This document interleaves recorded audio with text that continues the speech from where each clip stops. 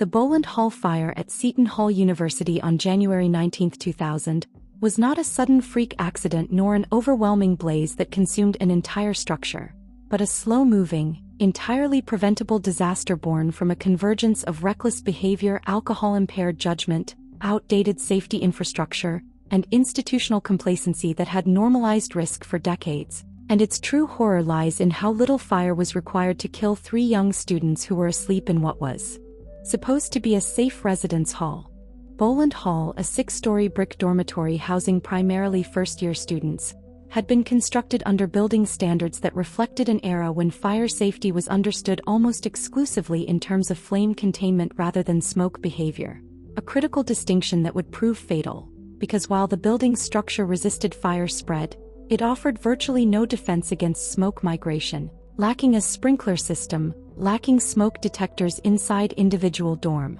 rooms, and relying on centralized alarms that did not immediately convey urgency or location, creating a false sense of security among residents who assumed modern protections were in place. On the night of January 18, 2000, the campus atmosphere was relaxed and celebratory as students returned from winter break and marked the beginning of a new semester, many attending off-campus parties, consuming alcohol, and returning to their dorms in the early morning hours fatigued and impaired. And it was within this environment that 2 students, heavily intoxicated and acting without foresight, began setting small fires as a prank, igniting paper decorations and hallway materials, extinguishing them and laughing at the sound of alarms, unaware that each ignition contributed to a growing concentration of smoke within the building's enclosed vertical spaces. These earlier fires did not trigger mass evacuation, reinforcing the students' belief that their actions carried no real consequence. Yet they primed the building by allowing smoke to linger in stairwells and corridors,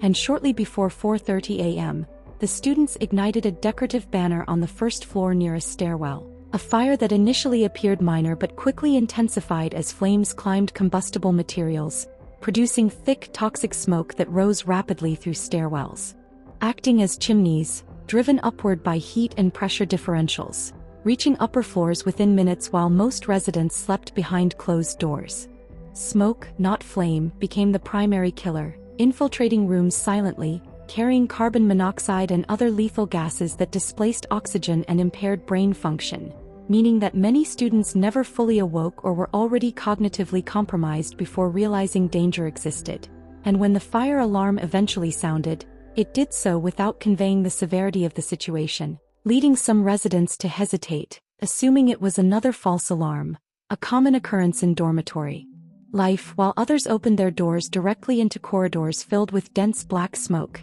immediately inhaling air that caused violent coughing, disorientation, and loss of coordination. Stairwells, the intended escape routes, were already saturated with smoke, forcing students to retreat back into their rooms or seek refuge by windows, where some broke glass and climbed onto ledges in freezing January temperatures, lowering themselves with improvised ropes of bedsheets or clinging desperately while waiting for rescue.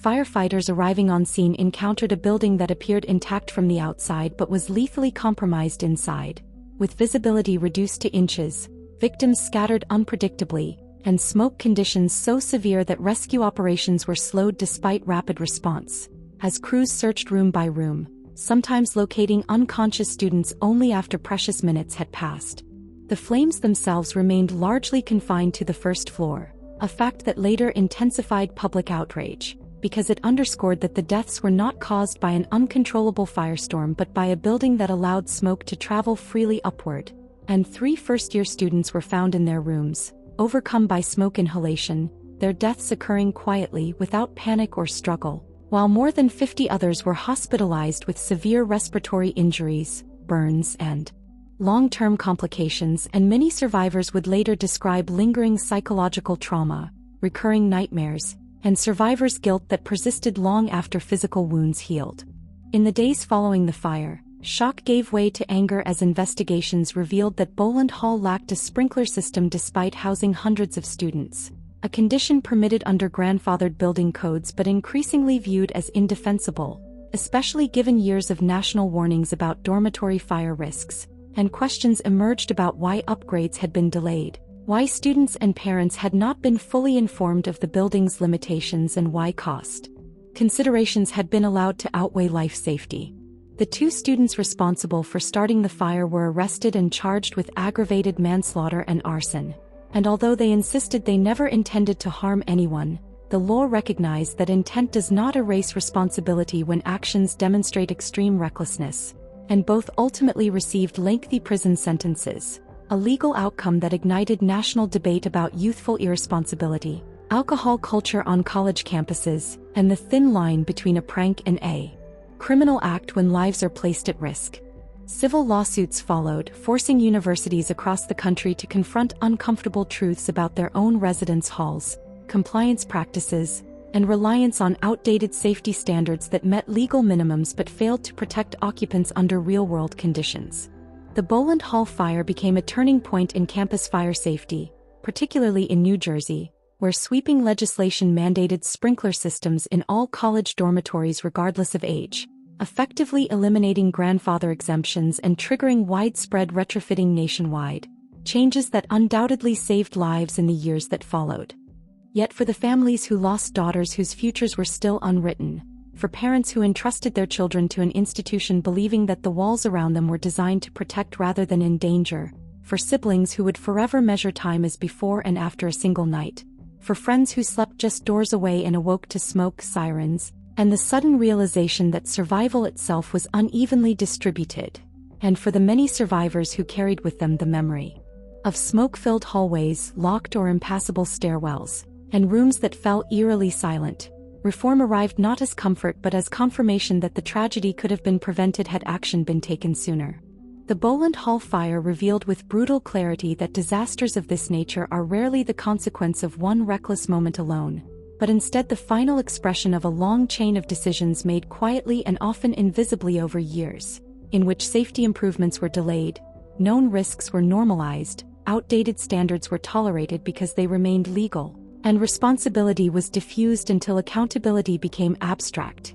allowing danger to exist unchallenged until human life became the currency of change. The event exposed how institutions often rely on compliance rather than protection, meeting minimum requirements while overlooking how real people behave in real emergencies, and in doing so, it demonstrated that the most lethal aspect of fire is not the visible flame that draws attention and response, but the invisible progression of smoke, toxic gases, lost time and cognitive impairment, all of which advance faster than awareness and overwhelm individuals before escape feels possible. In Boland Hall, a prank fueled by alcohol and immaturity did not become deadly because it was uniquely extreme, but because it occurred within an environment that offered no resilience against predictable human error, and without active suppression systems, early warning inside rooms or effective smoke control, a small fire was allowed to dictate fatal outcomes, transforming a momentary lapse in judgment into permanent absence in the lives of families, friends, and communities.